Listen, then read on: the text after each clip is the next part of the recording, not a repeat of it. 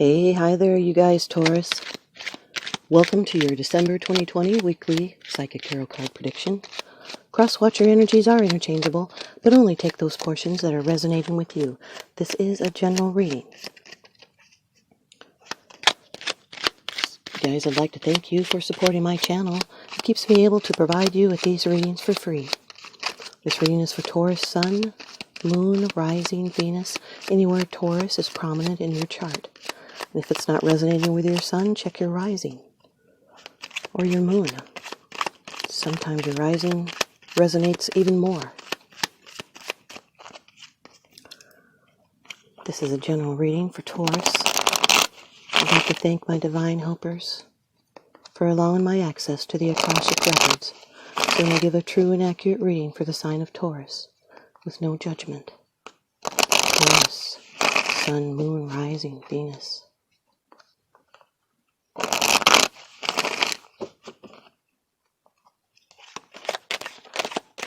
Your first card is the general atmosphere. It's the background and the basis of the matter. Now this is something that's already flowing into the past. Your first card is the Eight of Swords, Taurus. This is air energy, Gemini air energies. This could be a Gemini in your chart, or someone else that you're dealing with. This means you're stuck right now. There's something you're not seeing clearly. Could even be right in front of you. You're not going with the flow. You see the flow has dried up, so you're feeling restrictions, limitations. Now this is Jupiter in Gemini, so that means it is a card of expansion. If you follow your responsibilities, that means you respond to your abilities, Taurus. And that makes it so then you're unstuck. Your second card, and this is the crossing card. It's the obstacle. It could bring intention if it's a bad card. If it's a good card, it's not so bad. And this is the energy that's going to be crossing over you soon, Taurus. Your second card. Taurus. Your second card. This is what is crossing you. Can bring in tension. Takes a little longer this way, Taurus. But a lot of people want to see the people shuffling on camera. Second card, this is what's crossing you, Taurus. The Three of Cups. Really good energy, Taurus. I believe this is Venus. Maybe you're having a little trouble getting some good times in your life. We're going to be going further into this after we have all the cards pulled. You also have a card from the ViceVersa Tarot deck and a crystal card from the stone deck. Those are at the end. Your third card. This is the external influences. This is something that you're consciously aware of.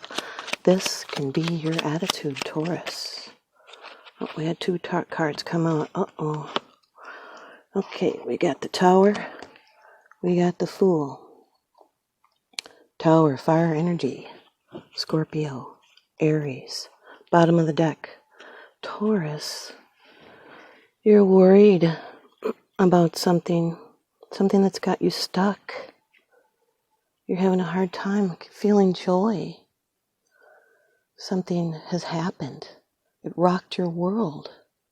But there's a new beginning in your future. That is a future card there, the Fool. We'll be getting into it further. And now for your ViceVersa Tarot card by Lunaea Weatherstone, you have the Emperor. Fire energy. This could be an Aries, someone that's very controlling here. We'll get into that further. And now here is your crystal card from the stone deck. There is more information down below, you guys, as well as a free birth chart calculator link. Can help you out with these kind of readings. And this is a really cool deck. Tells you the meanings, what it's good for. Stone deck. Crystal.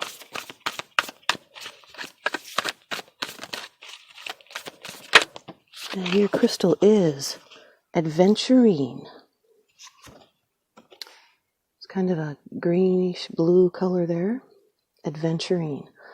We'll be giving you the meaning of that coming up.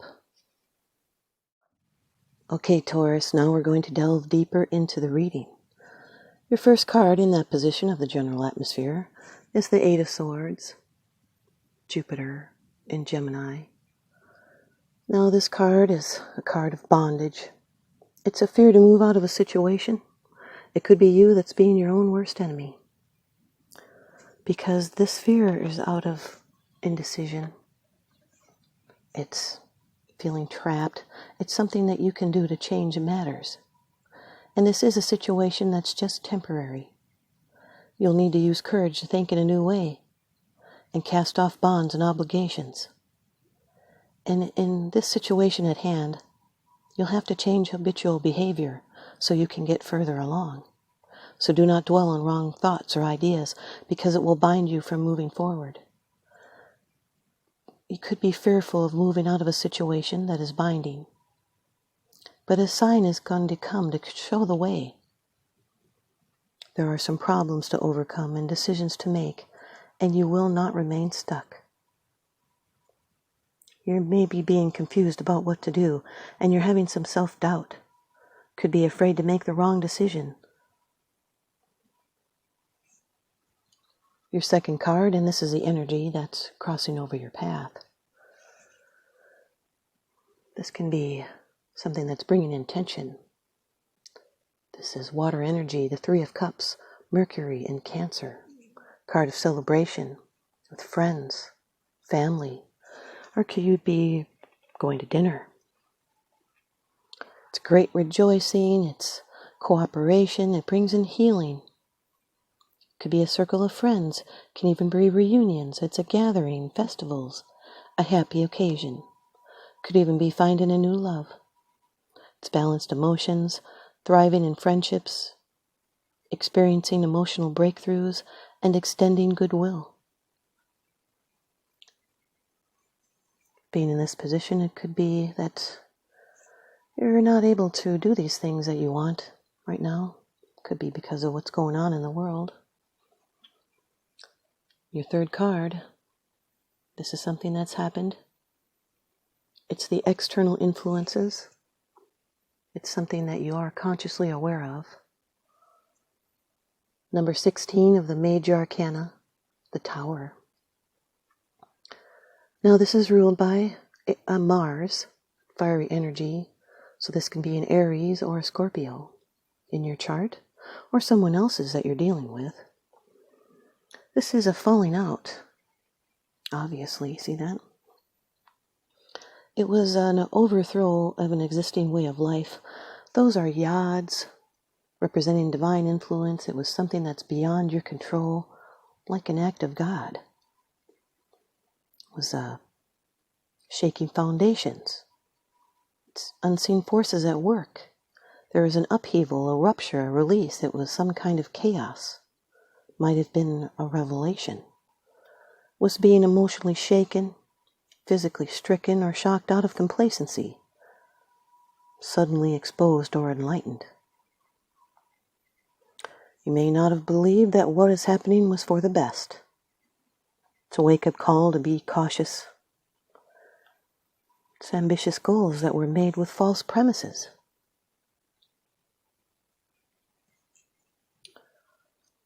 Oh, the Eight of Swords or the Three of Cups is overthinking about it, but it's okay to have some fun. It's a mix of confusion and joy. It's a passive success. The Eight of Swords with the Tower card is an external disturbing event over which you had no control, and it has us restricted and bound, but it opens our eyes. Your fourth card, it's the position of the future. It's the outcome, the results, and the advice, Taurus. Number 0 of the Major Arcana in the Rider-Waite deck, the Fool. This card is linked to Uranus, which can represent an Aquarius here. Also, it can represent an Aries. Now, this Fool is ready to take a leap. It's a new beginning. It's trusting life. This is a choice. a blind leap of faith and taking a risk. It's having absolute faith in the universe. It's an entrance and a beginning, but you're not there yet. It's a karmic lesson. It has to do with our major life theme. You should be following your own instinct rather than the advice of others. And stay open-minded to fresh possibilities. And if you follow your instincts, you'll be provided with guidance. This is being on the edge of an important new beginning and trusting where the universe is taking you. Could be an unknown territory. Just react with a pure heart. The small white dog represents loyalty and protection, and being more focused on starting the new than considering the challenges. There's unlimited potential here. It's a new and unexpected opportunity. It can appear out of nowhere. It's new and unknown and unfamiliar. It can be a surprise. The Eight of Swords with the Fool card is an unexpected opportunity, so be ready to make a move and make the most of it. Your fifth card. It's the bottom of the deck card. It's the underlying issue. This is what's unseen. It's unseen. It's because it's something that you're not sharing with others, yet you are consciously aware of this, Taurus. The Nine of Swords. Air energy. This is Mars in Gemini. It's just like the Tower in Gemini. It's a high stress card. It's unfounded anxiety and insomnia. It's a need to be patient. You'll need to talk about the problems that you bury and speak up to solve these problems, or it brings regrets and nightmares. But this suffering is in your mind. It's a mental torture. It's a preoccupation with a past experience. It could be overly fearful and worried about the future, feeling unworthy, and overly sensitive to other people's opinions. It's wisdom and strength gained through experience. It's having trouble sleeping because of all the thoughts racing through your mind. You might wake up in the middle of the night and can't get back to sleep. Or you could be feeling ill and worried about your health. But worrying is pointless unless it drives you to take action. So you'll need to confront your worries and fears and take steps to solve your problems. Talk to someone. Write in a journal. See a doctor. If you continue to doubt and fear, they will continue to haunt you. This is trying not to feel so down by temporary blockages or difficulties. It's old goals that are darkening over, and new ones are lighting up, and there's fresh mental pastures ahead. The Eight of Swords with the Nine of Swords can represent a Gemini. It could be someone prone to self-sabotage. It's imagining your worst fears and then living them out in your head. The Three of Cups with the Tower. Now, the Tower is the major card, so it dominates over the Three of Cups. But these two energies, water and fire, they do not mix together. They clash. This represents a disconnection. It can be your perception of a group that has changed, and after a shakeup, there could be a celebration. It's friends and family that are shocked, and what you thought was true comes crashing down. Now remember to take only the portions that are resonating with you. There are a lot of messages here. The Three of Cups with the Fool card is taking the leap into a relationship or a marriage. It's a joyful new beginning.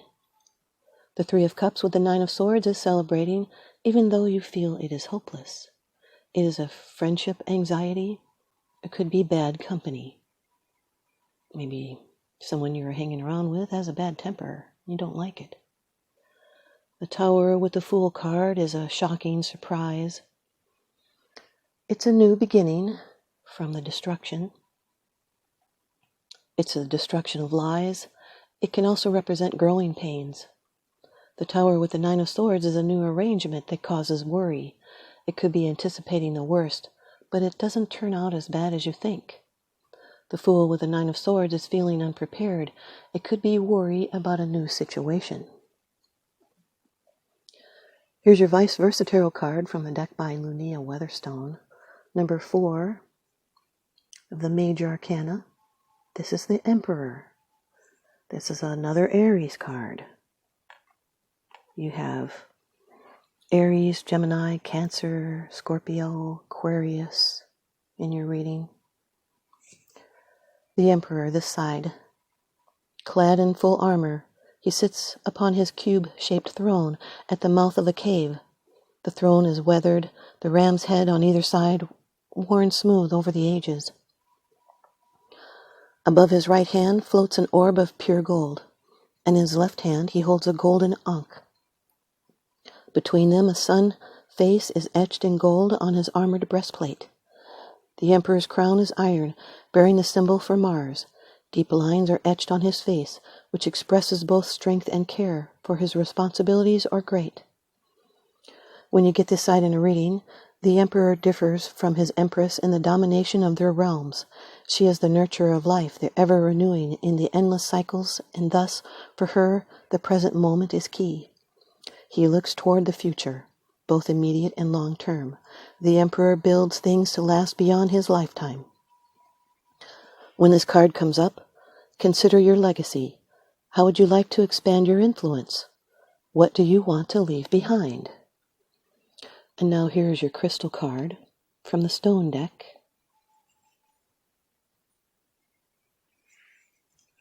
It is Aventurine. What is it? It's a shimmering Aventurine, the good luck stone. It is translucent green quartz containing particles that create a glittery effect called, appropriately, adventurescence. It's heart-shaped, happy-go-lucky vibes, a reminder that life on Earth experiment is supposed to be fun. Who needs it? Melancholic inhabitants of ruts and funks, anyone with a side hustle? Well, you guys need Aventurine for sure. Right now, I'm Taurus rising, so I certainly should get some. Where to put it? In your pocket, on a poker night. Wherever you encounter people, places, and things hell-bent to bring you down to gutter level. There's that friend, you guys, that has a bad temper. When to use it? When you find yourself in a crisis of confidence and it's time to wake up, clean up, and re-up your shine. And show off your sparkle. Aventurine. Thanks, you guys, Taurus. I hope you stay tuned in and leave me a comment or a thumbs up. And please subscribe. Now remember, what goes around comes around, so I'm sending you out love and light and blessings. Thanks for watching.